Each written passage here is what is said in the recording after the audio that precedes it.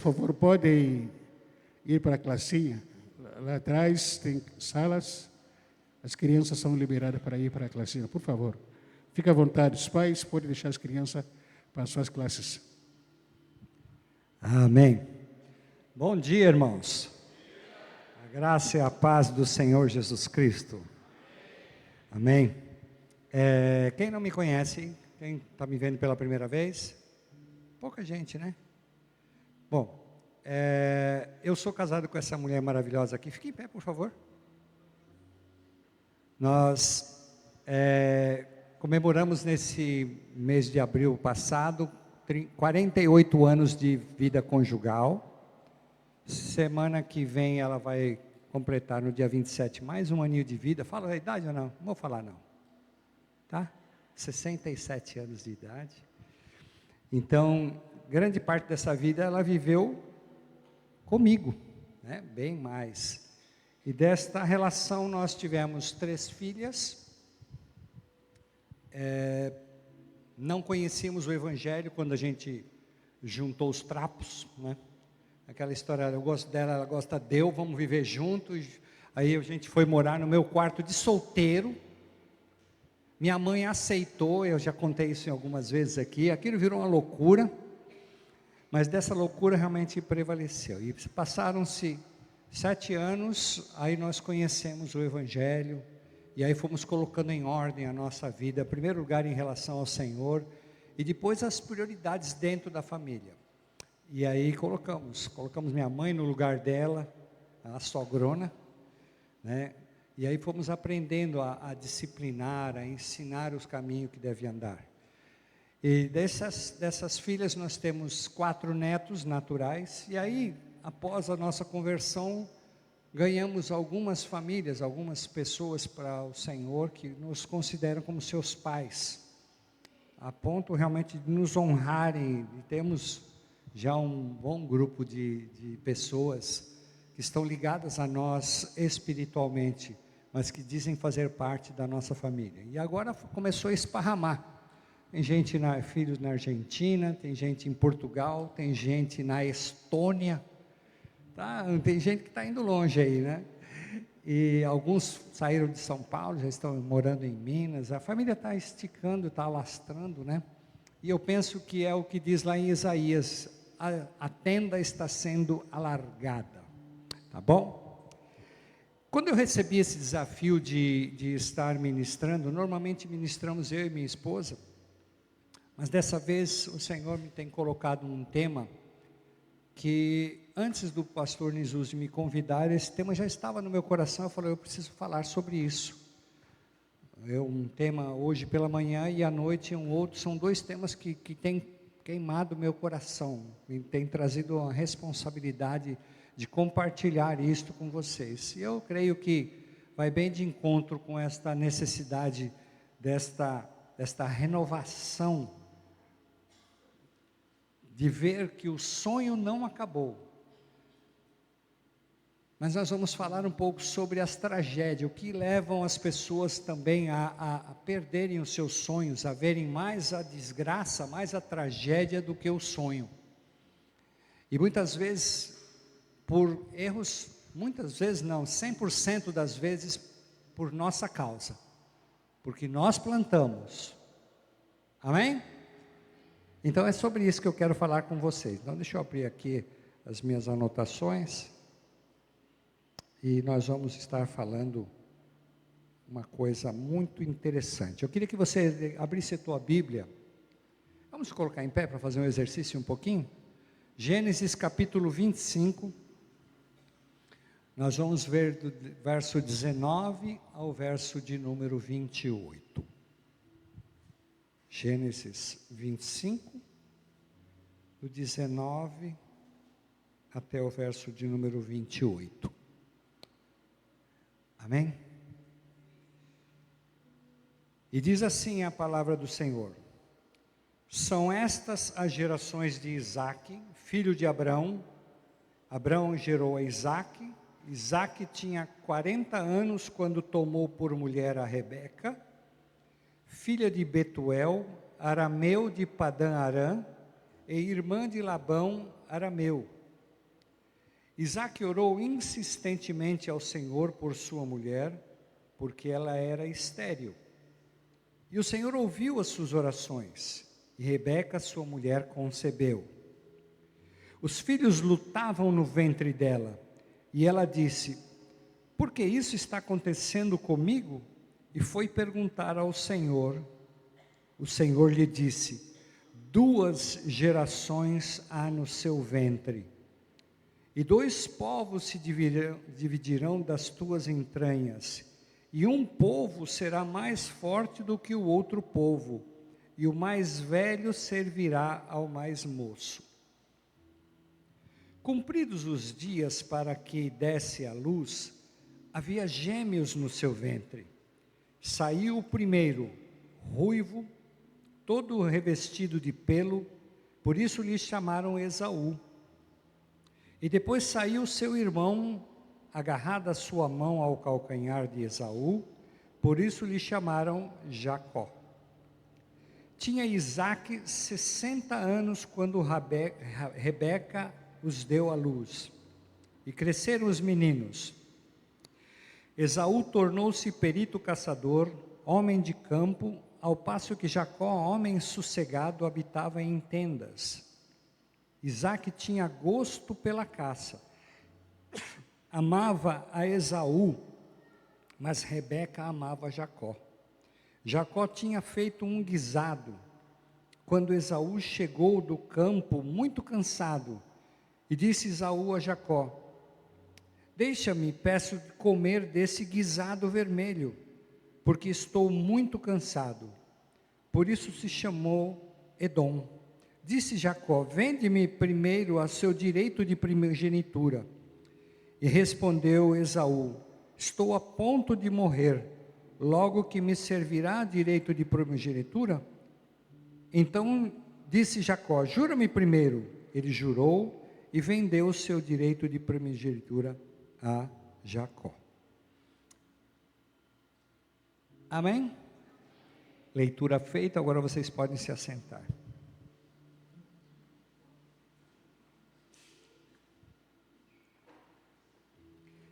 Como vocês viram, Isaac tinha 40 anos de idade quando ele casou, e ficou 20 anos orando para que sua esposa pudesse gerar filhos. Ela era estéril, Rebeca era estéril. O sonho não acabou, era aquele que é estéril. Pode demorar um pouquinho, mas ele se dá. No caso de Isaac, demorou 20 anos. Aos 60 anos de idade, ele se torna pai. Aos 60 anos de idade, vem não só um filho, mas vem 2. E Rebeca, quando estava gerando, ela percebia que havia um conflito dentro do seu ventre. E pelo que lemos, ela questionou a Deus: Senhor, o que está acontecendo aqui? Parece que tem uma confusão aqui na barriga. E a resposta de Deus diz assim: 2 gerações há no seu ventre. E eu quero parar aqui um pouquinho. Para as pessoas, quando eu entendi, ouvindo a pastora Tânia Teresa, é uma juíza que ministra sobre pecados geracionais, é bem interessante ouvi-la, porque ela tem um conhecimento profundo de leis, e além de conhecer a lei do Senhor. E foi dela que eu ouvi que pessoas que provocam um aborto não estão matando uma pessoa, está matando uma geração, porque daquela pessoa se estenderia a continuidade da existência. Então, quando se faz um aborto, gravem bem isso, não se está eliminando uma pessoa, está eliminando uma geração inteira.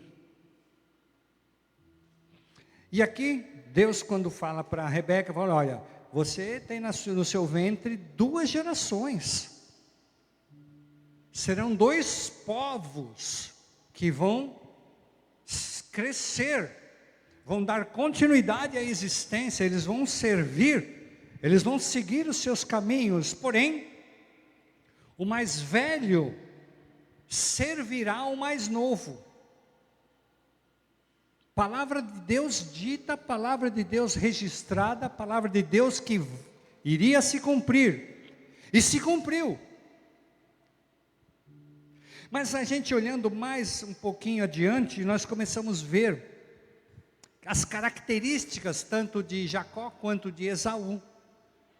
Esaú seguiu o modelo do pai, caça, quero caçar, eu quero fazer isso, e saiu, ia e fazia suas caçadas, e isso acabou despertando em Isaac uma certa preferência por Esaú, porque era do jeitão do pai. Já quando lemos aqui a vida de Jacó, vemos que ele era um menino caseiro, não é? Está aqui escrito. Olha, ele se agradava a ficar em tendas, está bem no finzinho do verso de número 27 ali, olha lá. Jacó gostava de ficar em casa, caseiro, ficava lá no videogame, entendeu? Em casa, ajudando, lavando a louça para a mãe, não é? Curtindo, ouvindo as conversas da mãe, né? Curtindo a comidinha da mamãe, enquanto o outro estava lá se matando, caçando para trazer comida para casa. O lindinho da mamãe estava em casa, gostosão, né? E eu penso que tudo isso, além dele já ter nascido agarrado no pé do irmão, porque Jacó significa usurpador, aquele que toma, usurpador. Então Jacó já tinha na sua característica o querer tomar na boa as coisas. Eu vou ficar numa boa. E veio o coitado do irmão dele, e seu irmão, o que faz? Morto de fome, ficou o dia inteiro caçando, chega e faz um guisado. Aliás, minha esposa faz um guisado maravilhoso, né? Que a gente vira e mexe, faz um guisado aí, aquele guisado rico, uma delícia, com carne de segunda, não tem coisa melhor, né? E eu penso que Esaú viu aquela comida boa, não sei nem se foi Jacó que fez, que ele deve ser cozinheiro também, né? Mas a mãe dele devia ter dado um apoio, porque ele era um menino de casa, era um menino caseiro, né? Era o dodói da mamãe, estava lá em casa, e o Esaú chegou esbaforido, morrendo de fome. Eu imagino a fome que ele fala assim, ó, eu estou pronto a morrer. E o outro já falou assim, bom, então é o seguinte, você quer comer meu guisado, me dá o seu direito de primogenitura, eu quero ser o filho mais velho, porque tem muita validade isso na história judaica, né? O filho mais velho é o primogênito, né? E ele falou, o que me adianta ter o meu direito de primogenitura e eu estou com fome? Tá bom, vendeu. Erro, não soube valorizar o que ele tinha. Então vejam os erros que vão se cometendo ao longo da vida. Deus não erra. Quem erra sou eu e você. Nós erramos, Deus não. E Deus já havia falado, olha, no seu ventre tem 2 gerações. Um vai servir o outro, já estava falado. É algo que estava sacramentado por Deus. E aqui o que acontece? Ele acaba vendendo seu direito de primogenitura, mas não parou por aí. Não parou por aí. Um pouquinho mais adiante, a gente percebe no capítulo 26, a partir do verso de número 34,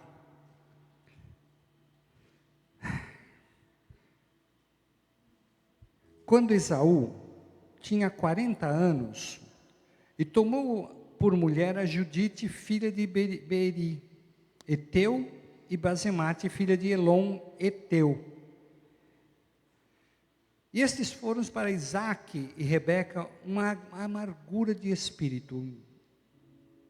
Esaú também não se preservou para dar continuidade à sua geração, seguindo a linhagem da família, seguindo em obediência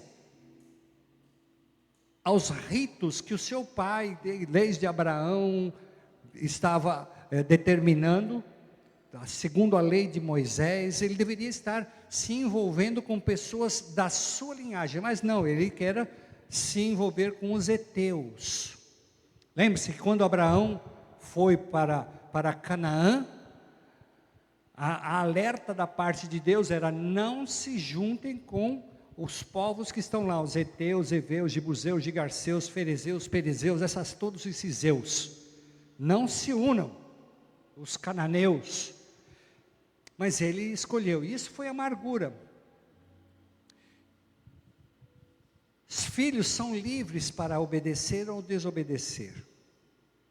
Nossa parte como pais é orientar, direcionar, aconselhar. Nossa parte é direcionar, aconselhar. Cabe a eles obedecerem ou não. Falávamos agora há pouco com o pastor Nisuzi, né? Não existe ex-filho e nem ex-pai. Ou somos filhos ou somos pais. E vamos continuar assim sendo toda a nossa vida. Independentemente das más escolhas que façamos, quer os pais façam más escolhas, quer os filhos façam más escolhas. E no caso aqui, Esaú fez uma má escolha. Causou tristeza? Houve tristeza. Mas a coisa não parou por aí. Pouco mais adiante, é arquitetado um plano. E esse plano foi muito desagradável para Jacó.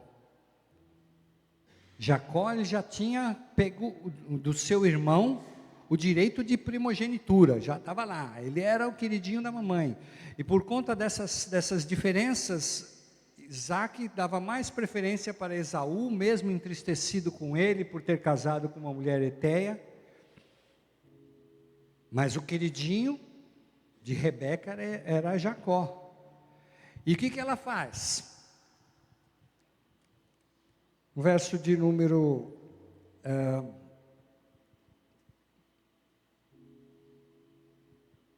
de número 24 do capítulo 27 diz assim, disse: Tu és meu filho Esaú. Respondeu-lhe: Eu sou. Então disse: Faze chegar perto de mim, para que eu coma a caça do meu filho. Eu não vou ler o capítulo inteiro, mas vocês podem ler todo o capítulo 27, até o 32, nós vamos trabalhar hoje.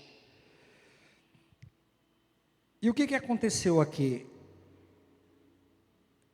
Isaac já estava prestes a findar os seus dias, já estava sem enxergar, já devia estar velhinho aqui, e não se faz mais as contas, devia estar por volta dos seus 100 e poucos anos já, e ele começa com seus devia estar aproximadamente com seus 120 anos mais ou menos, então já estava meio ceguinho, sem enxergar muito bem, e ele pede para o seu filho Esaú caçar e fazer uma comida com uma caça bem gostosa. O que faz Rebeca? Ela ouviu, ela chamou Jacó e falou: teu pai vai abençoar o teu irmão. Minhas palavras: vamos fazer o seguinte, vamos tomar a bênção dele para você, já que você tem o direito de primogenitura, então vamos dar um jeito. Vou fazer uma comida bem legal, uma caça do jeito que ele gosta, e você vai lá e recebe a bênção no lugar do seu irmão. E ele topou, ele era usurpador, mas o conselho veio da mãe. Mas eu sou peladinho de pele, eu não tenho tanto pelo que nem meu irmão, não tem problema não. Pegaram uma pele de carneiro, revestiu o braço dele, deixou ele fedidinho, tipo caçador, bem esquisitinho, suado, vamos lá, você vai vestir. Aí ele levou a comida para o pai. Quando o pai pergunta, fala assim: quem está aí? Ele fala: é Esaú. chega aqui que eu quero ver, sentir. Aí botou a mão nele e falou assim, gozado. O cheiro e o pelo no corpo parece Esaú, mas a voz é de Jacó.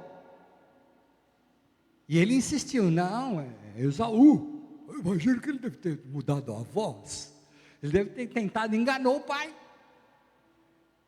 E o pai acabou abençoando a vida dele. Abençoou com toda sorte de bênção, que você vai prosperar, você vai ser isso e aquilo.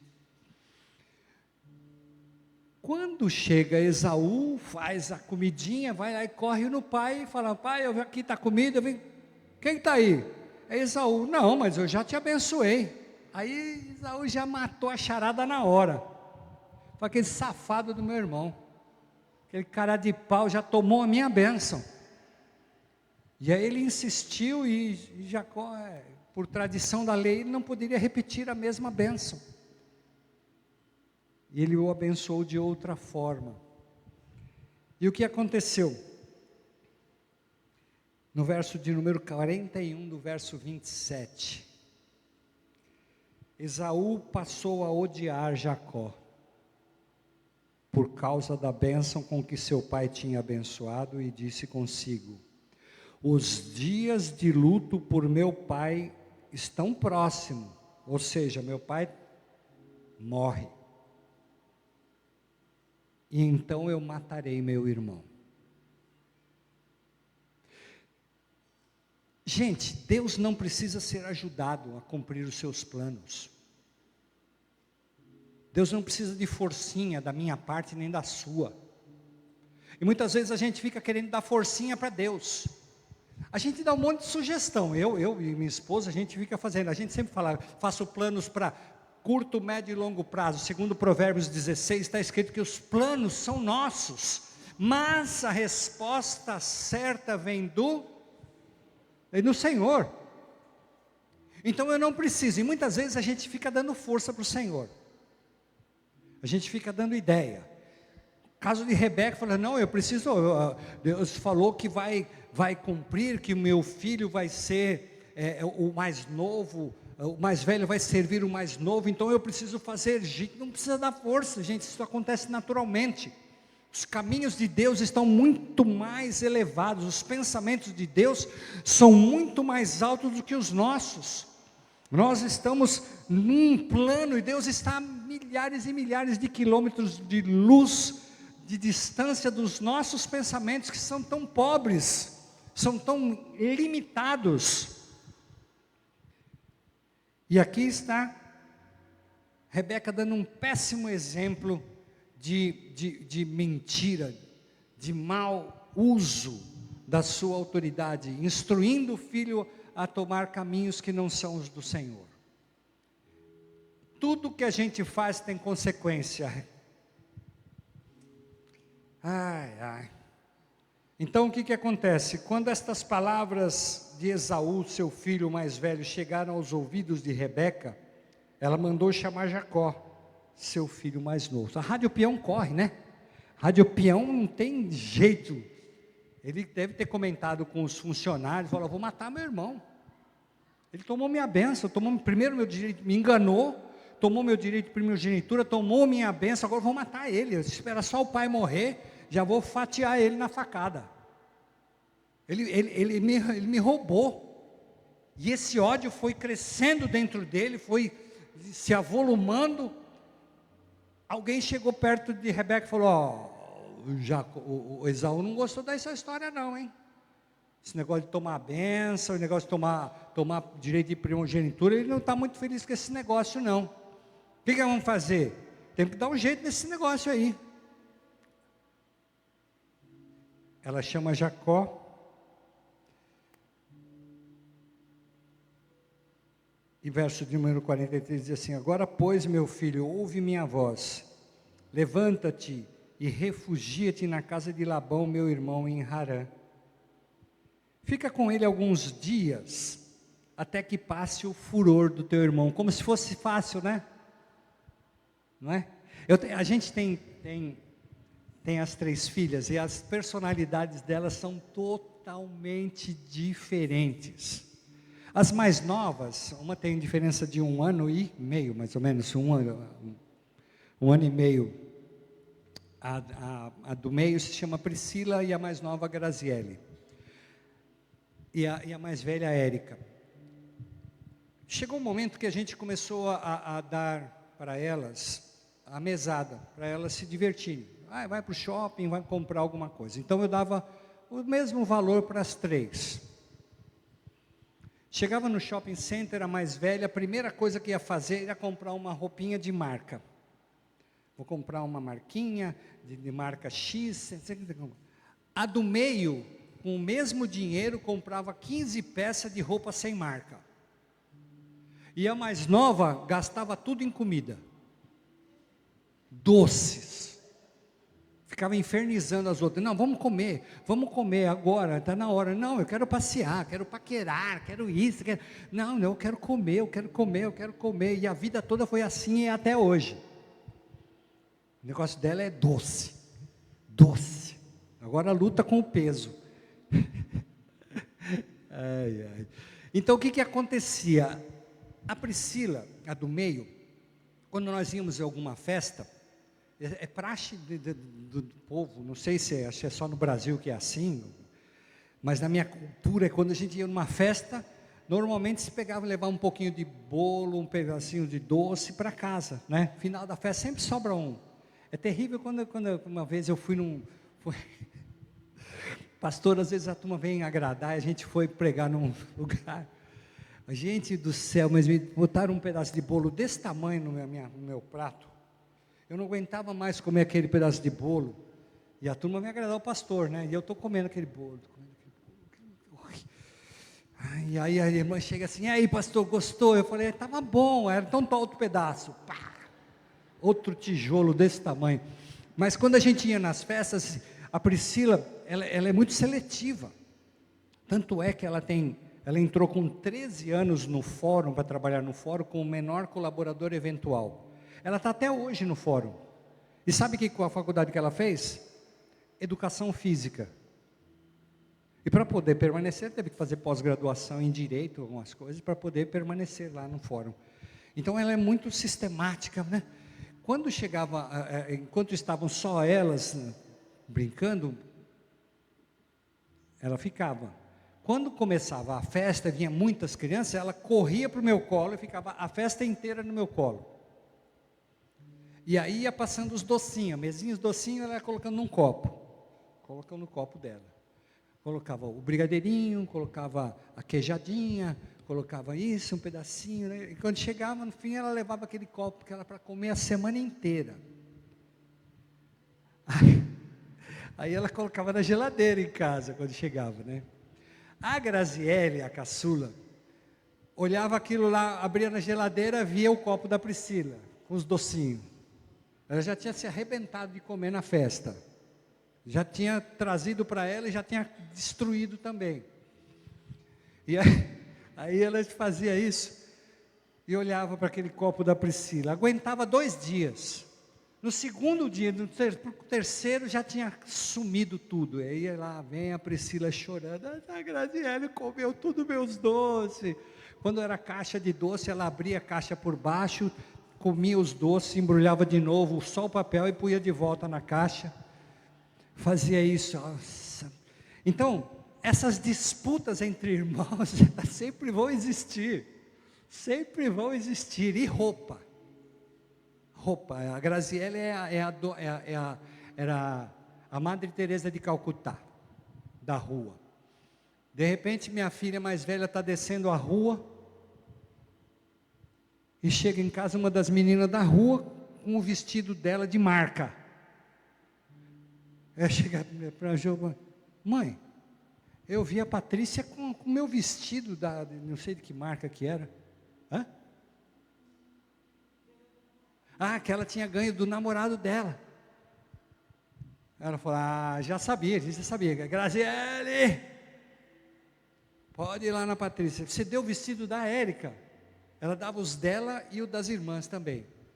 E sempre foi e continua assim. Então, essas diferenças entre irmãos, são diferenças saudáveis.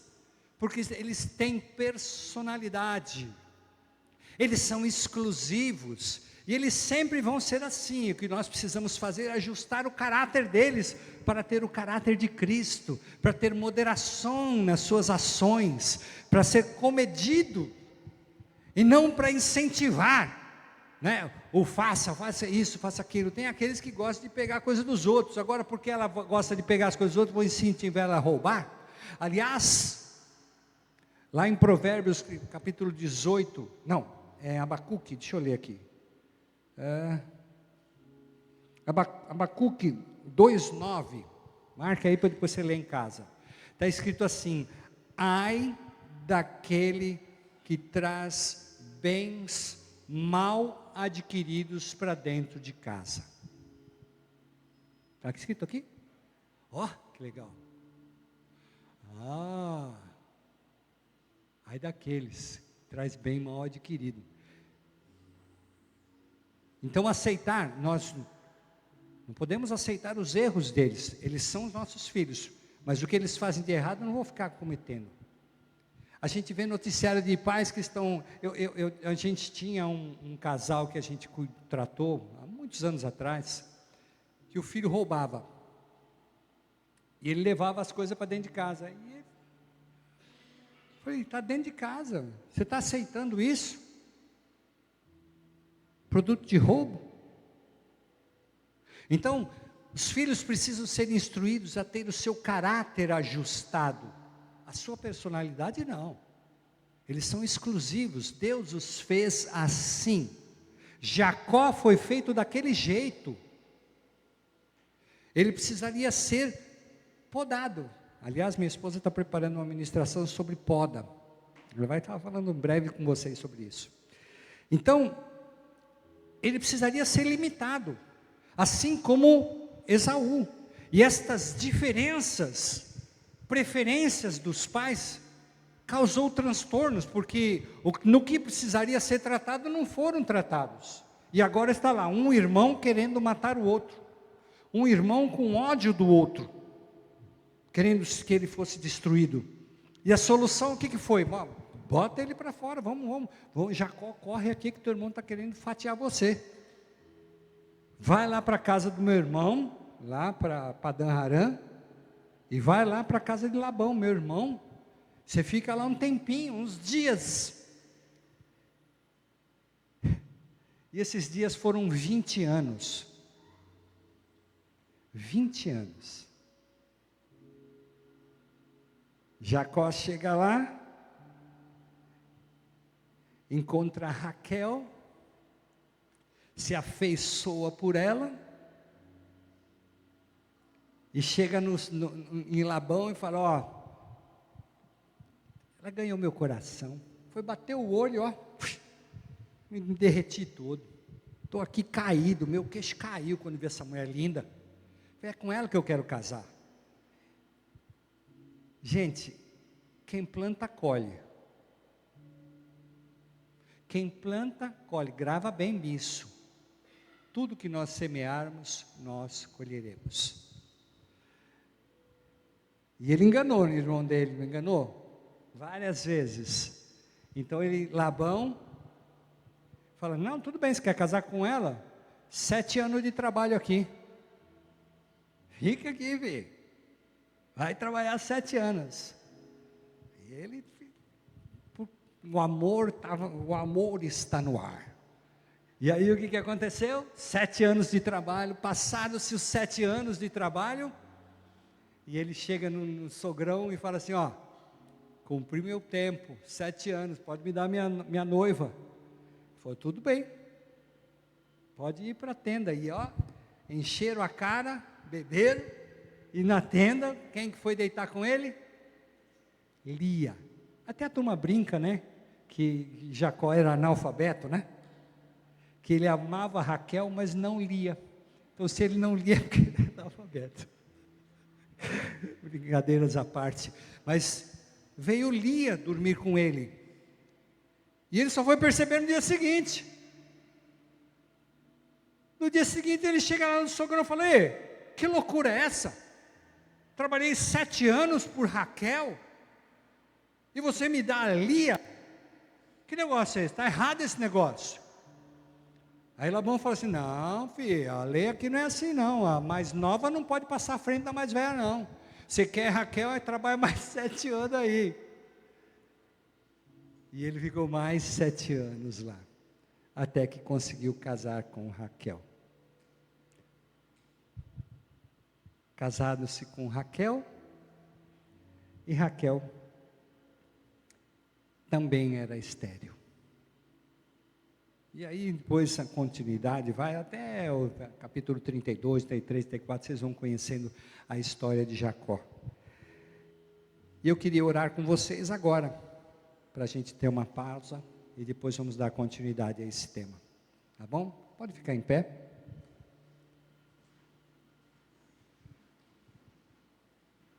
Lições aprendidas até o momento. Não podemos fazer diferença entre nossos filhos.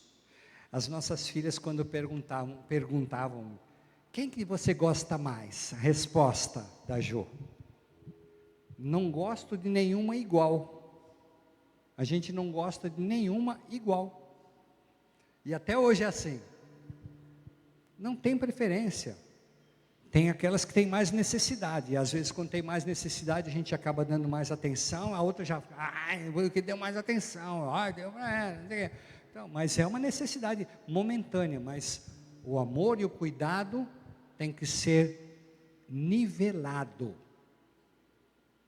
porque as preferências causam danos profundos. Aqui nem todos talvez sejam pais, mas todos nós somos filhos. Somos filhos de alguém. Então a lição, como filho, honrar nossos pais. Avaliar se os nossos atos têm causado tristeza ao coração dos nossos pais e devemos correr a ele e pedir perdão. Olha, se eu te magoei, quero que me perdoe. Honrar pai e mãe, independentemente da sua idade. Mas meus pais já morreram. Seus pais já morreram, mas o arrependimento vale para hoje, para agora. Mas se eles ainda estão vivos, se estão tempo, se você precisa consertar alguma coisa, corre neles. Como filhos, nós precisamos honrar nossos pais. Sempre. Sempre. Independentemente da porcaria que eles tenham sido. Dos erros cometidos por eles, dos excessos cometidos por eles. Nós hoje somos alcançados por esta palavra, e hoje nós somos privilegiados, porque nós temos promessa, nós temos a promessa de salvação, para aquele que é filho de Jesus Cristo, de Deus, irmão de Jesus Cristo, que receberam como Senhor e Salvador Jesus Cristo. Nós temos promessas de vida eterna, nós temos tantas e tantas promessas que precisam ser anunciadas ao mundo inteiro, a começar de dentro da nossa casa. E gravem, o que nós plantarmos nós vamos colher. Amém? Amém. Feche os seus olhos e vamos orar. Pai, em nome de Jesus Cristo, livra-nos das preferências. Livra-nos, Senhor bendito, de todo engano que as preferências causam. Filhos que são mais atrativos, Senhor, muitas vezes são enganosos, e precisam ser disciplinados, precisam ser corrigidos, precisam ser instruídos. Ajuda-nos, Deus amado, a ser bênção na vida dos nossos filhos. Instrui-nos como tratar com cada um deles, para que o mal não os alcance. Senhor bendito, e se como filhos temos deixado a desejar, temos sido egoístas, temos tomado direito de outros, que Teu Espírito nos convença. Senhor, assim como o Senhor nos instrui no momento da ceia, para nós examinarmos a nós mesmos, porque ninguém pode nos examinar, podem nos examinar pelos frutos, mas muitas vezes os frutos estão escondidos. Teu Espírito, Senhor, nos instrua, e a gente possa viver, Deus amado, segundo o teu propósito, segundo o teu querer, para que não haja ódio dentro de casa, para que não haja tristeza, porque ainda há tempo para consertar, e ainda há esperança, em nome de Jesus. Amém. Amém.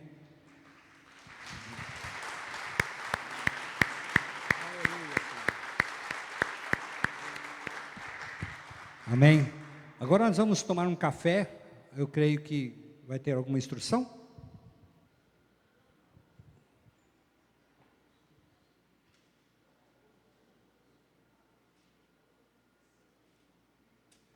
Aleluia. 10 minutos cumprido, né? Ai, ai, mas o pessoal ficou mais de 10 minutos só na fila ali, para se servir. Ai, ai. É bom, né? Ai, ai. Como é bom comer, né? Que coisa boa. Mas eu quero continuar aqui agora, tá? Feche os seus olhos, vamos agradecer a Deus. Pai, em nome de Jesus, mais uma vez nos reunimos aqui para compartilhar a Tua palavra. E como foi dito na primeira parte, Senhor, tudo tem seu preço. Agora precisamos entender como ser concluída este projeto. Ajuda-nos, Deus amado, nas nossas limitações, e que o Teu Espírito tenha total liberdade para nos dar continuidade a esse tempo, Pai. Tira do nosso coração toda a preocupação, toda a ansiedade, e que possamos desfrutar desse tempo como bênção, no nome de Jesus. Amém. Jacó, 7 anos para casar, pega a mulher errada, mais 7 anos para pegar a mulher certa,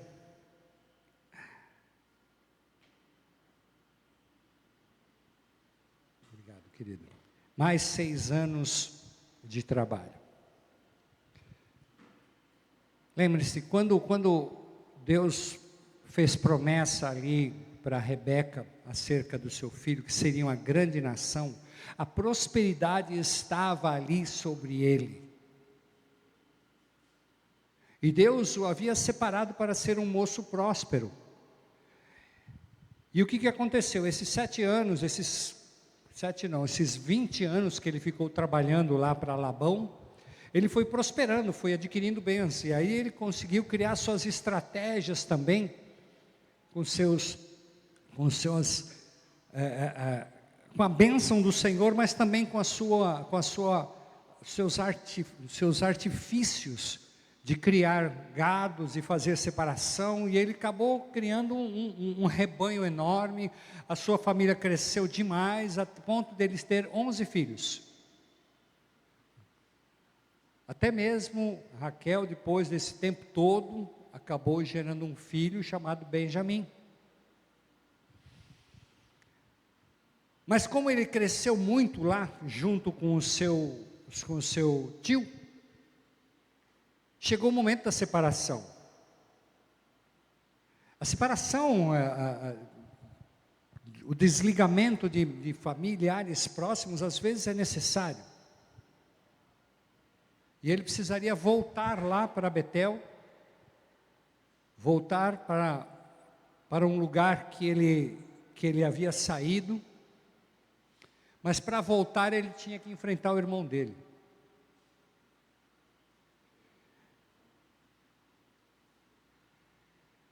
E o coração dele estava extremamente amargurado, porque ele precisava voltar e ele sabia o que ele ia encontrar. Ele tinha deixado o irmão dele com ódio dele, e ele só saiu de casa ali porque senão ele ia morrer. E ele volta. E aí ele estabelece. Então o caminho da reconciliação, o caminho do acerto, é voltar atrás. Gente, não existe outra forma de você solucionar um problema, senão através dele. Quanto mais você foge para a direita, para a esquerda, o problema está aqui. Não adianta fugir das suas responsabilidades. Acabou. É teu o BO. E é você que tem que acertar. E muitas vezes as pessoas ficam fugindo das suas responsabilidades, até que Jacó entendeu isso. Falou, eu preciso voltar. Mas só que o coração dele estava extremamente amargurado. Eu vou ler umas partes aqui, que vocês parem, depois com calma em casa, leia todo o contexto para você ver a beleza, a riqueza que tem esta passagem. Capítulo 32, diz assim: Jacó seguiu o seu caminho e os anjos de Deus o encontraram. Quando Jacó os viu, disse: este é o acampamento de Deus, e chamou aquele lugar de Manaim. E Jacó enviou mensageiros diante de si a Esaú, seu irmão, à terra de Seir, território de Edom. Ordenou aos seus funcionários, dizendo: assim direis ao meu senhor Esaú. Agora volta o respeito. Volta o irmão dele para o lugar dele, é o senhor, é o mais velho, tem que ser respeitado. Como peregrino morei com Labão e estive lá até agora. Tenho bois, jumentos, ovelhas e bodes, servos e servas. Eu envio esta mensagem ao meu senhor para achar graça aos teus olhos. Então ele preparou os funcionários, falou o seguinte: vocês vão lá, vão para o meu irmão, vocês vão falar isso aqui. Os funcionários dizem assim: o meu senhor Jacó pediu para falar com o senhor dele, que é o senhor Esaú, que ele viveu esses anos todos com o tio de vocês, mas agora ele está voltando, e ele está bem. E verso 6, e os mensageiros voltaram a Jacó, dizendo: fomos a teu irmão Esaú, e também ele vem encontrar-te, e 400 homens com ele. Aí Jacó gelou. Jacó falou: agora eu morri. Meu irmão não vai matar só eu, vai matar minha turminha toda. E aí ao longo do texto vocês vão ver que ele separa em 2 grupos. E ele dizia dentro de si mesmo: olha, se ele vier e matar um grupo, ao menos o outro dá tempo de fugir. Que ele estava apavorado, quem planta colhe. Gente, valeu a pena roubar o direito de primogenitura? Valeu a pena enganar para ter a bênção? Viveu esses 20 anos atormentado por medo do seu irmão fazer algum dano contra ele. Agora estava aqui apavorado nos últimos momentos. Ele falou: fiz essa porcaria, agora eu tenho que consertar esse negócio. Eu vou tentar comprar meu irmão. No verso de número 13 diz assim: ele passou ali aquela noite e tomou o que tinha um presente para o seu irmão. Olha o presentinho: 200 cabras e 20 bodes, 200 ovelhas, 20 carneiros, 30 camelas de leite com crias, 40 vacas, 10 touros, 20 jumentos e 10 jumentinhos. Provérbios 18:16 diz assim: que o presente alarga os caminhos. Então pode dar presente, que presente faz isso mesmo. Presente vai agradar. É bom dar presente, é bom receber presente também, não é? Não é verdade? Então, e ele falou assim: eu vou quebrantar o coração dele com um presente, vou presentear ele, esse presentinho, um monte de coisa. Mas aí não ficou só por isso, né? Mas aí ele ficou ainda apavorado. Quem sabe com isso, no verso de número 20, bem lá no finzinho, assim, eu aplacarei com presentes o que vai adiante de mim, depois verei sua face. Porventura ele me aceitará. Com presente, quem sabe ele vai ficar assim mais felizinho, vai esquecer a raiva que ele tem de mim, o ódio, e ele vai aceitar o presente e vai me aceitar também. Mas no verso 22 tem uma experiência nova na vida de Jacó, algo transformador. No verso 22 diz assim: naquela mesma noite Jacó se levantou e tomou suas 2 mulheres, suas 2 servas, seus 11 filhos, e passou o val de Jaboque. E tomou-os e fez-os passar um ribeiro, e fez passar tudo o que tinha. E Jacó, porém, ficou só, e lutou com ele um homem até o romper do dia. Quando o homem viu que não prevalecia contra ele, tocou-lhe na juntura da coxa e se deslocou a juntura da coxa de Jacó, enquanto lutava com ele. Então o homem disse: deixa-me ir, pois já rompeu o dia. Porém Jacó respondeu: não te deixarei ir, se não me abençoares. Perguntou o homem: qual é o seu nome? E Jacó respondeu: Jacó. Então o homem disse: não te chamarás mais Jacó, mas Israel, porque lutaste com Deus e como homem prevaleceste. Verso 29. Mas perguntou-lhe Jacó: diz-me, peço-me o teu nome. Mas o homem respondeu: por que perguntas pelo meu nome? E ali o abençoou. Jacó chamou aquele lugar de Peniel.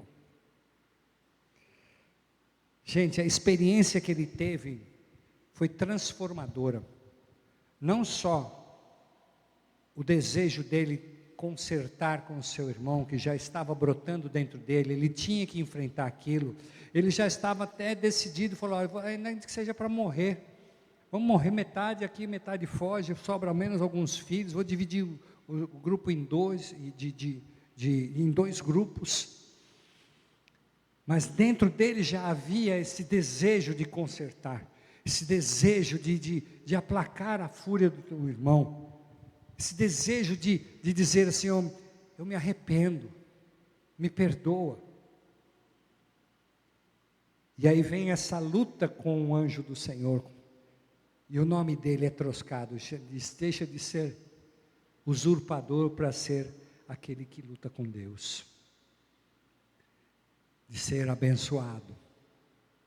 E aí a continuidade do texto é linda, porque capítulo 33, levantou Jacó os olhos e olhou e viu que vinha Esaú. Aí já não tinha mais jeito, chegou a hora. Gente, é que nem quando você vai fazer uma cirurgia, eu fiz algumas cirurgias aí, e você fica protelando até chegar o dia necessário, o negócio tem que escapar. Aí quando você vai para o quarto e já vem, botam você na maca, e agora vão levar você para o centro cirúrgico. Aí já não tem mais jeito de escapar. Entrou no centro cirúrgico, os médicos já estão falando com você, a enfermeira vem com todo aquele, oi, tudo bem, é só uma picadinha e tal, e vão falando, dá um pouco, você desaparece. Aí quando você acorda, você já está todo rasgado, fatiado, já com sonda, com isso, com aquilo, isso já aconteceu. Até chegar na cirurgia, você consegue ir driblando, fugindo, foge do médico, foge disso, foge daquilo, mas quando entrou lá, foi fatiado, não tem jeito. E aqui era um processo cirúrgico, Deus estava fazendo uma cirurgia no coração dele, mudando o coração de Jacó, para que ele pudesse entender o projeto de Deus na vida dele, que não bastaria ele apenas se arrepender do que fez, ele precisaria seguir agora uma nova rotina, novo modelo, para deixar para os seus filhos. E vocês vão ver depois na continuidade, que os filhos também fizeram depois, os filhos de Jacó, fizeram também um monte de besteira, já logo em seguida ali, estão aprontando, e ele aprendeu a lição. Capítulo 33, levantou os olhos e olhou e viu que vinha Esaú, e com ele 400 homens. Então repartiu os filhos entre Lia, Raquel e suas 10 servas, pôs as servas e os teus filhos na frente, Lia e os seus filhos atrás desses, Raquel e José por último. Ele mesmo passou adiante deles, e inclinou-se 7 vezes, até que chegou ao seu irmão. Então Esaú correu-lhe ao encontro, abraçou-o, lançou-se-lhe ao pescoço e o beijou, e eles choraram. Pensa numa situação dessa. O desespero se torna alegria. Toda a tristeza que ele havia causado para o irmão foi esquecido. O perdão é libertador. O perdão traz cura. O arrependimento traz salvação. Ele salvou não só a sua própria vida, mas salvou a vida de toda a sua família. Se ele continuasse alimentando a sua índole de usurpador, de querer levar vantagem em tudo, de seguir caminhos, tomando posse daquilo que não lhe pertence, usando artifícios, pisando na cabeça de todo mundo para prosseguir, para seguir. Podem notar, pessoas que fazem isso logo caem em desgraças. Pessoas que não pensam no próximo, que são extremamente egoístas, precisam de cura. Nós, quando olhamos de fora, muitas vezes ficamos odiando essas pessoas. Ah, que camarada mais safado, sem vergonha. A gente tem uma lista, né? Eu imagino que você tem a sua.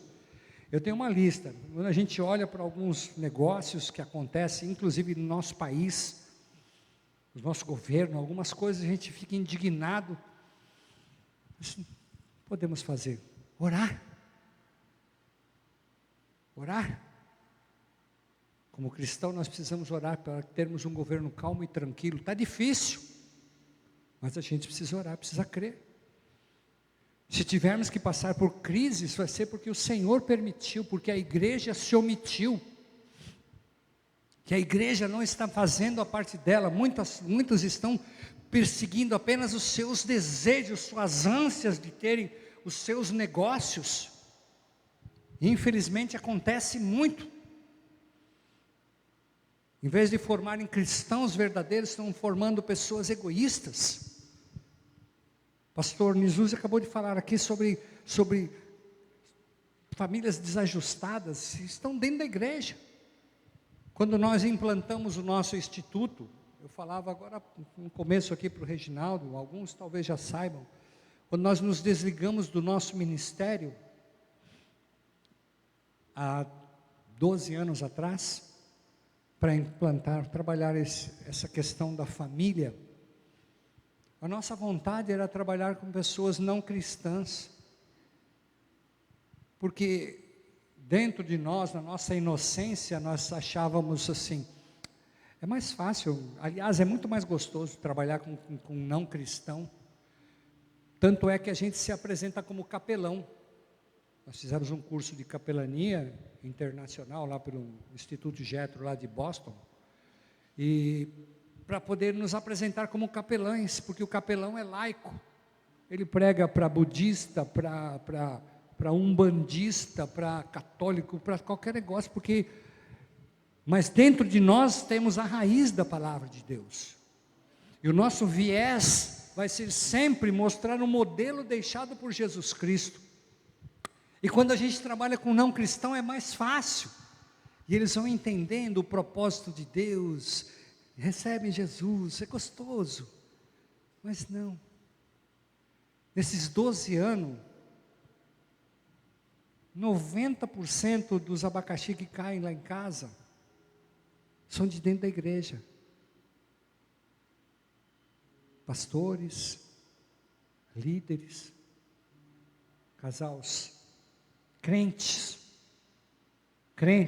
não cristão, que precisam ser ajustados. E aí com a gente o tratamento é mais severo, mais rígido, mais rigoroso. E minha esposa questionou Deus, Senhor, mas a gente queria trabalhar com ímpio, é tão gostoso, prega o evangelho, ele recebe Jesus como Senhor da sua vida, se torna uma nova criatura, faz parte agora da nossa família, que legal. Aí o Senhor traz pessoas que você vai falar, você fala alguma coisa, eu sei, eu já sabia. Por que não praticou? E a gente vai nesse nível. Se você sabe, por que você não praticou?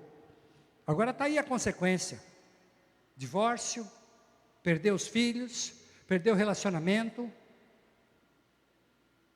adultério. E a gente não dá moleza não. Alguns voltam, aliás, a grande maioria voltou. E minha esposa perguntou assim: Deus, pois por que o Senhor está fazendo isso com a gente? Já é tão gostoso trabalhar com Ele, prega o Evangelho, nós estamos no ID, é gostoso o ID, pregar o Evangelho a toda criatura, quem crer e for batizado será salvo, isso é maravilhoso, mas ficar pregando para crente, o cara já foi batizado, o cara já sabe mais do que eu, tem muito mais curso, formados, e o Senhor traz aqui para a gente tratar, e a resposta de Deus foi: meu juízo vai começar pela minha casa.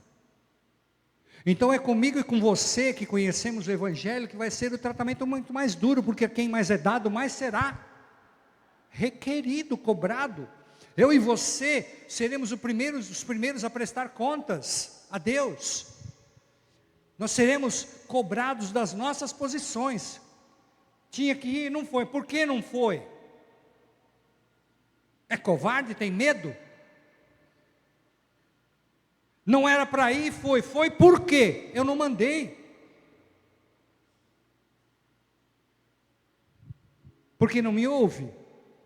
Porque as pessoas me decepcionam, as pessoas me magoam, o meu ministério. E Deus pergunta assim: e eu te decepcionei? Eu te enganei em algum momento? Eu não te disse que no mundo você vai ter aflição? Mas que era para ter bom ânimo, porque isso tudo aqui passa, e passa muito rápido. Jacó estava aqui enfrentando agora o teu irmão, e a reconciliação se deu. Agora eu pergunto: Rebeca viu isso? Os historiadores contam que ela morreu no período que Jacó estava lá com o seu tio. Ela não teve a oportunidade de ver a reconciliação dos filhos. E aí eu fico me questionando: será que ela orava a Deus? Senhor, perdoa o meu erro de ter contribuído para que meu filho se tornasse um usurpador, que ele confirmasse que é um usurpador. O Senhor disse que era uma nação que o Senhor estava criando dentro do meu ventre, mas uma nação que ia servir outra nação, seriam duas nações. Hoje eu só estou aqui com aquele que eu não gosto, mas está aqui, me desonrou, mas está aqui. É como aquele filho que diz assim: vai fazer isso, ele fala: não vou, mas depois ele vai. E aquele, Jesus citando isso, né? Vai, vou, e não vai, fica só na palavra. Deus conhece o meu e o seu coração. Deus não nos decepciona. Nós conhecemos pessoas que se decepcionam com Deus, e sendo que quem decepcionou foram homens, foram pessoas falíveis como eu e você.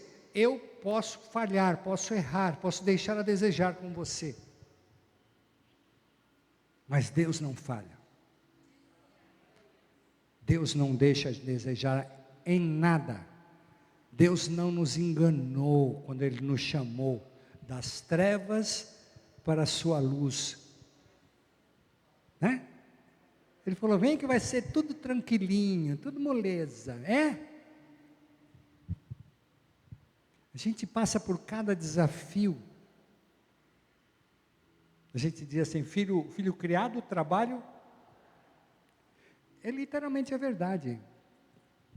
Porque a função da igreja não é educar filhos, edificar filhos. Essa é a função dos pais. Nós, como pais, temos responsabilidade, que eu quero tratar hoje à noite. Nós temos responsabilidades e seremos cobrados por elas. Mas Jacó precisou passar um perrengue. Será que ele precisaria passar esse perrengue? Eu lembro de um dos meus mestres, foi o reverendo Antônio Gonçalves, da igreja presbiteriana, já de saudosa memória. A gente chamava ele de Toninho Gonçalves. O Toninho, ele nasceu em berço cristão. Ele era extremamente inteligente, fazia 2 faculdades ao mesmo tempo. Ele era diretor de uma escola, acho que em Itapevi, se eu não me engano. E o Toninho Gonçalves, ele era um dos meus mestres, porque a gente saía de São Paulo e vinha para Santos, para uma casa de recuperação de mulheres, do pastor Reinaldo. Tem até hoje, ele tem essa casa de recuperação na Praia Grande, mas era lá em Santos. E a gente vira e mexe, trazia o Toninho Gonçalves para vir pregar aqui. E no caminho ele vinha instruindo. Não tem como, a gente sendo edificado, comendo 1 quilo de sal junto é a melhor coisa. E ele vinha nos instruindo, e ele contava que ele nunca desviou do Evangelho. E ele justificava esse não desvio, chamando o homem de sábio e o homem inteligente. Ele falou, por que eu não me desviei? Ele falou, é como uma pessoa que passa na frente de um chiqueiro, e quer saber se o chiqueiro é ruim. O sábio vai olhar e vai sentir o cheiro e vai dizer, não é bom esse negócio.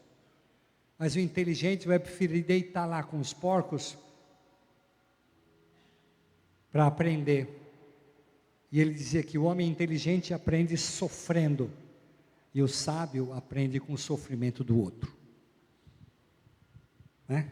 Quando a gente aconselha às vezes os filhos, a gente fala assim, olha, cuidado, não anda com essa pessoa, cuidado que não é companhia para eles, você, olha, cuidado com isso, com aquilo. Às vezes a gente falava até para as nossas filhas, você não é boa companhia para eles, que já fizeram um monte de porcaria, então põe em ordem primeiro a tua vida, para depois andar. E quando às vezes a gente falava assim, não anda lá, não, você não viu que caiu, fez isso, fez aquilo, fala, mas comigo não. Né? O jovem, o adolescente tem a síndrome do Superman. Acerta todo mundo menos ele é inatingível. O jovem acha que tudo pode.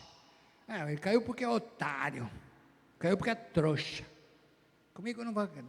Cai. Aí quando você vê, está caindo no mesmo buraco. Jacó teve uma experiência de um desejo profundo de conserto, porque as coisas vão se encaminhando em determinado momento que é inevitável. Uma hora nós precisamos consertar. E quanto mais a gente protela, pior vai ficando. E mais angústia você vai tendo. Então, por que não arrepender-se? Por que não voltar atrás? Por que não chegar ao caminho e dizer, olha, eu me arrependo, me perdoa, leva presente, aprenda com Jacó, manda presente, aí depois ali adiante, Esaú falou assim, o que é esse monte de coisa que você mandou para mim? Ele falou, é para o teu coração, para te alegrar. Ele falou, não precisa meu irmão, eu estou bem. Lembra que a promessa que foi feita para minha mãe, que nós seríamos 2 reinos, 2 gerações? Eu falei, eu estou bem, eu tenho tudo, eu estou satisfeito, eu estou bem, eu não preciso do teu rebanho, pode ficar com ele. Mas Jacó insistiu, falou, olha, é presente, e presente a gente não rejeita, então você por favor aceita. Aí ele aceitou, mas os 2 estavam prosperando. Rebeca não precisava ter feito forcinha, dado jeitinho para que Deus fizesse um milagre, a bênção na filha dele, não precisava dar força para Deus. Deus não precisa da minha ajuda, não precisa muito menos da sua, não precisa. Deus nos usa, nós somos instrumento dele, somos filhos dele, temos promessas, mas temos que cumprir regras, de dar continuidade ao ministério do Senhor Jesus Cristo. Então, Rebeca não viu a reconciliação. Já pensou você morrer achando que não deu certo? É difícil. Morreu sem saber que os filhos se tornaram amigos de novo. Isso vai até o fim, até a ponto deles juntos enterrarem o seu pai, Isaque. Deus faz a parte dele, nós temos que fazer a nossa. E a nossa, Deus não vai fazer. Já é nossa, já não é mole fazer, a gente quer ficar fazendo a nossa e não queremos fazer a de Deus. É um sufoco isso. Onde Rebeca errou? Na falta de fé. Hebreus 11:6 diz assim, que sem fé é impossível agradar a Deus. Faltou fé na vida daquela mulher. Ela não creu que Deus poderia fazer um milagre sem a forcinha dela. Hebreus 11:6 fala disso. Sem fé é impossível agradar a Deus. Mas lá em Romanos 10 diz que a fé vem pelo ouvir e ouvir a palavra de Deus. O que vocês estão fazendo aqui, o que nós estamos fazendo aqui é ampliando a nossa fé. Então eu queria que em meio a toda essa conversa aqui, você estivesse arrastando na sua memória as promessas que Deus ainda não cumpriu na sua vida, na sua família, nos seus negócios, nos seus bens. Dá uma arrastada neles aí. Isso tem causado inquietude no teu coração? Você tem ficado entristecido com Deus porque não chegou ainda a tua hora? E Jacó foi todo felizinho lá para pegar o irmão dele, e quando encontrou Raquel, falou, amor da minha vida, trabalhou 7 aninhos, já veio a mulher errada. Ele continuou trabalhando, porque ele queria Raquel.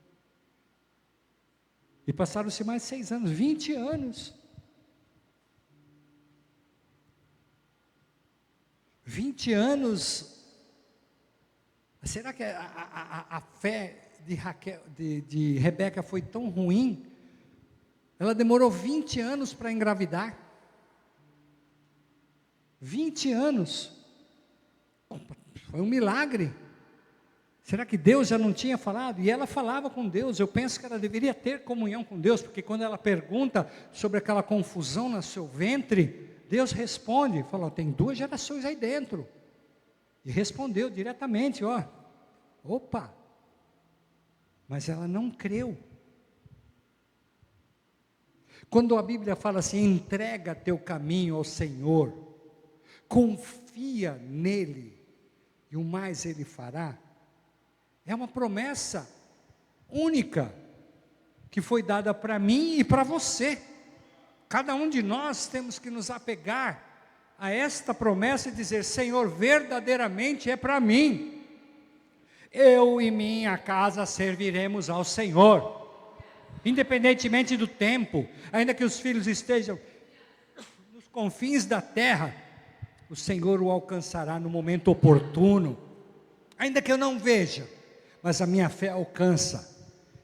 E eu quero experimentar isto. Jesus Cristo está voltando. É só olhar. Tem cada coisa esquisita acontecendo nesses últimos tempos aí, que é para deixar a gente de cabelo em pé.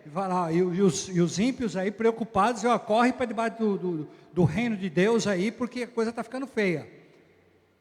Caindo neve no deserto, tem uns negócios meio doidos aí acontecendo, provando cada vez mais que Jesus Cristo está às portas. Mar morto, tendo peixe.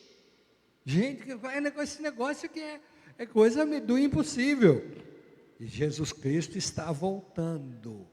Então eu e você, que temos Jesus Cristo como Senhor de nossas vidas, se você não tem, corre atrás. Procura os seus líderes, procura os pastores aqui, fala, eu quero entregar minha vida para Jesus, porque eu sei que esse é o único caminho, porque realmente é o único caminho. Então é isso aí. Salmo 40, o que diz? Verso 1. Esperei com paciência no Senhor, e Ele ouviu o meu clamor. Então que Deus esteja trabalhando no seu coração, meu irmão, minha irmã. É gostoso a gente ver quando as coisas começam a dar certo, não é? A gente viu Jacó e Esaú se odiando não, na verdade Esaú odiando Jacó, e Jacó levando vantagem, mas depois vimos o arrependimento, a angústia do coração dele, o medo, Medo angustia a alma. Quando a gente deve, gente, é complicado, né? Quando a gente deve. Mas quando você paga, você está livre. Não é verdade? Oh, maravilha, a dívida foi paga. É assim, a dívida que eu tinha, a dívida com Satanás, por causa de Adão, meu Jesus pagou. Eu não devo nada. Ele não se lembra mais dos meus pecados. Gente, isso é presente de Deus. Eu tão somente preciso viver uma vida rendendo graças a Ele, dizendo: Senhor, muito obrigado, porque a Tua obra se deu por completo na minha vida. O Senhor me abençoou, e agora eu quero falar aos quatro cantos dessa terra que o Senhor é bom, e que a Sua misericórdia dura para sempre, em nome de Jesus Cristo. Então, nunca faça comparações. Lições que eu coloquei aqui, alguns conselhos.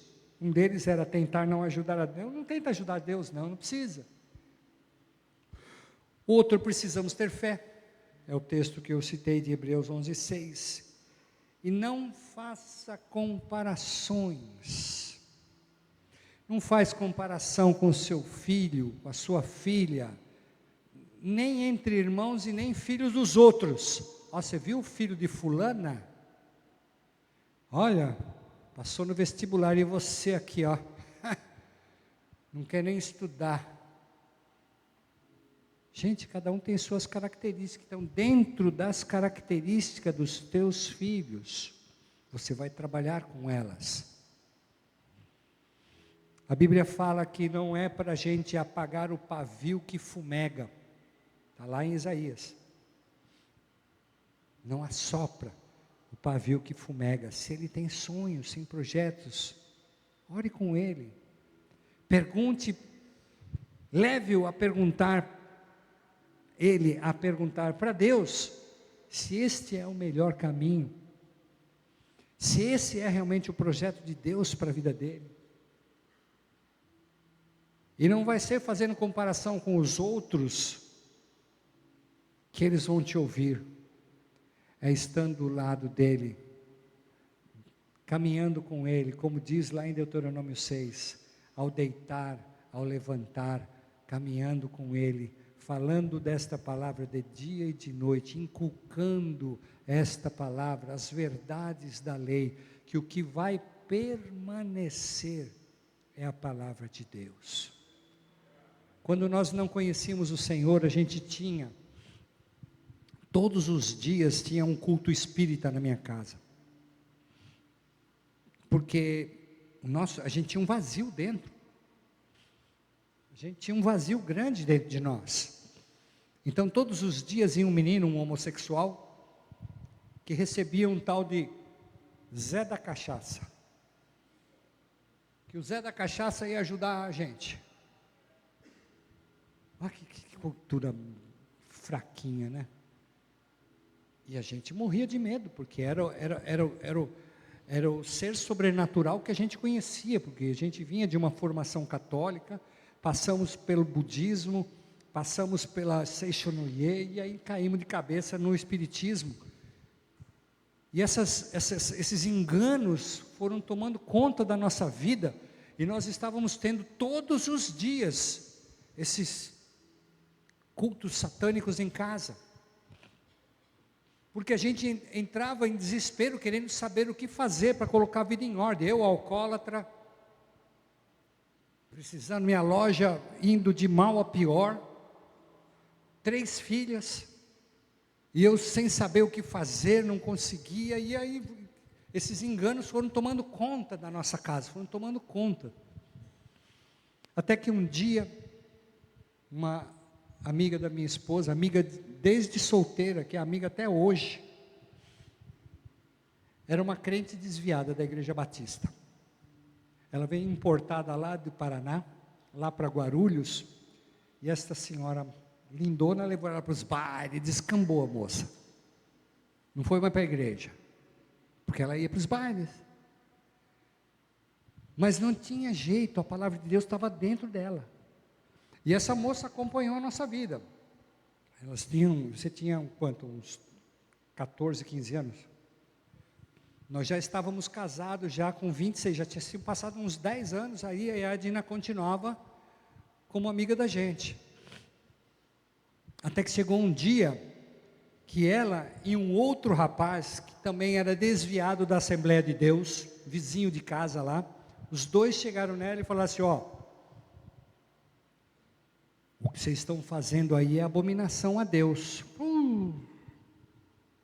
Isso aqui quase matou a Edna. Não vem falar mal dos meus guias aqui não, hein? Não vem falar mal deles aqui não. Pensando o quê? Se é para falar deles, não vem mais. Mas eles não calaram. Eles disseram: o que vocês estão fazendo é abominação a Deus. E vocês vão para o inferno fazendo isso. E foram embora. Gente, eles largaram ela pendurada na palavra. A primeira coisa, quando eu cheguei em casa, ela falou: nós vamos tudo para o inferno. Estamos lascados. Falei: e agora? Ela falou: a Edna e o Israel falaram isso. Falei: agora? E agora? Do quê? Falei: da vinda do baixar o capeta aqui. Para nós não era o capeta, era o santo. Baixar o santo aqui. Aí chegou o menino para vir fazer o trabalho em casa. Aí ela falou assim: ó, aqui não, chega. Por quê? Foi porque eu ouvi que o que a gente está fazendo, a gente vai tudo para o inferno. E aí o menino falou: mas para mim não tem mais jeito. E ela nem crente não era, já falou assim: mas é para você mesmo que Jesus veio, é para isso, Deus não quer isso para você. E eu sei que desse moço sumiu de casa, nunca mais nós o vimos, nunca mais. E demorou-se ainda 5 anos, até que a gente fosse servir o Senhor, começar a fazer uma campanha lá na Casa da Bênção. E aí começamos a participar de um grupo familiar, um discipulado da Comunidade da Graça, e ali a gente foi aprendendo o tamanho do amor de Deus. Eu tenho um livrinho da nossa conversão até hoje, chamado Já Encontrei, é com base no Evangelho de João, e aquilo ficou no nosso coração, a gente foi ficando apaixonado por Jesus, apaixonado, e aí os problemas vieram ao longo da nossa vida, cada abacaxi que não tem tamanho, mas nós não nos deixamos levar pelos problemas, a gente sempre está agarrado aos pés do anjo, dizendo: não vou te largar enquanto você não me abençoar. Então agarre no anjo, agarre nas promessas do Senhor, não agarre nas promessas de políticos, de pessoas mentirosas, não agarre-se em promessas de homens. Homens são falíveis, são fracassados muitas vezes, mas Deus não falha. O que Deus prometeu, Ele vai cumprir na sua vida, em nome de Jesus Cristo. Aleluia. Vamos colocar em pé. Salmo 40 diz assim: esperei com paciência no Senhor, o tempo vai provar, o tempo vai realmente realizar isto. Amém? Queria que você fechasse os seus olhos, eu quero fazer aqui alguns desafios. A gente pede para fechar os olhos, que é para não desviar a atenção. Mas o que eu quero perguntar para você, é que em meio a estas explanações que foram feitas, de repente você encontrou algo que talvez está tão difícil de solucionar e você não tem como fazer.